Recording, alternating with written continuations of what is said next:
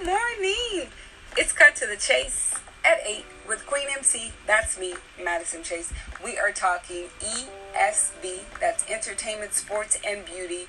So we're going to talk about something in entertainment today. So entertainment, I will be covering television shows, web series, films, of course, music, docu-series now, because I want to talk about surviving R. Kelly. It is a new 6-part docu-series on Lifetime. In part 1, the premiere received 1.9 million viewers between the ages of 18 to 54 years old, and that's according to Nielsen's ratings, and 743,000 interactions on social media from Facebook, Instagram, and Twitter. I'm sure there's some YouTube videos out there as well. So let's talk about who actually benefits financially. Like, who's making money on the backs of these 14-year-old little girls? Lifetime executives, because it received the highest ratings. The executive producers of this film, and R. Kelly, because on Spotify his music received a 16% increase for download. So those are the 3 people that are benefiting. And the young ladies, if they were compensated, R. Kelly has been doing this since 2002, where there was a video that surfaced, and when I did a Google search on R. Kelly's sex tape, a story popped up that said R. Kelly actually tried to kill the person who leaked that tape. And I think that person was 17 years old at the time. So who's benefiting? So here's what it reminds me of. It reminds me of a couple of things in history.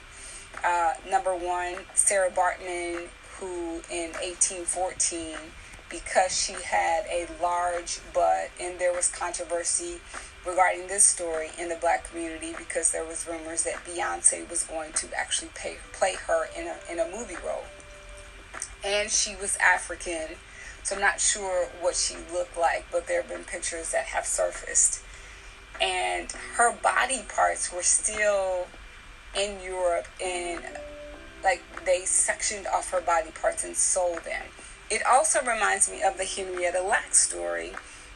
August 1st, 1920 was when Henrietta Lacks was born. And her cancer cells are the source of the HeLa cells. And they are the first ever immortalized cells that have been used in medical history to create vaccines for polio, cancer, AIDS, and her cells were cloned in 1955, and 11,000 patients have used her cells. And I do know that her son, the latest story that I saw was that her son, Lawrence Lacks, who's now 82 years old, was basically trying to receive compensation for his mother's cells. Like, I saw a lot of buildings named in her honor, awards named in her honor, but no one, even Oprah Winfrey, who did the immortal life of Henrietta Lacks, that did the story, no one is coming to this family's defense to make sure that this family is compensated. And reparations, they need reparations. Like, this is ridiculous. And I'm sure this is one among many stories of African Americans who have created and who have contributed to inventions and patents that were stolen from us. And again, we're seeing it with Lifetime, and we see it with Nike and Colin Kaepernick.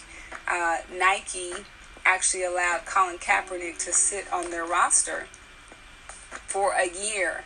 And after, I'm sure, a lot of intense conversation and debates, they made a decision to go with Colin Kaepernick and use him as part of their campaign that received 80 million views on social media, on Twitter and Instagram, because they were thinking about severing ties. But who actually is benefiting? Have we seen a decrease in the amount of terrorism that is perpetuated against people of color, from these racial hate crimes, from the young girl who was just shot at Walmart? Like, we haven't seen a reduction in these crimes, these sexual crimes, these sexual predatory crimes, and there's no protection for African Americans. And it also makes me think about James Baldwin and his life and how he decided to move to Europe. So it saddens me that this is even a conversation, that people are excusing the behavior, because I do know that people are still trying to figure out who killed John Benet Ramsey and how long ago has that been. But no one is coming to the defense and the aid and the healing of these young girls who were basically, they were victims of a sick man who obviously was victimized himself and had some kind of sexual traumas against him. Like, why does this continue to go unchecked? And how can anyone in the world think that it's okay because you're from Chicago, or you still want to honor this man by listening to his music, by supporting him? It's really sick and it's really sad, and I hope that the numbers for the Lifetime series part 2 through 6 drastically decrease, because we're not helping the victims. They're not making money. And if they are making money, is it enough to actually help them heal from more than, like, this has been going on for literally, now it's 17 years since that sex tape came out. So it's Cut to the Chase. This is Food for Thought.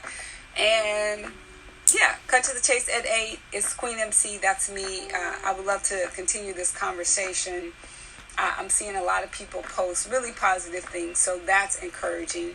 But I am official Madison Chase Fitness on Facebook, on Instagram, Madison Chase Fitness. And yes, if you want to continue this conversation, hit me up on those platforms and we'll talk and go live and talk about it. Thanks for listening, and talk to you tomorrow.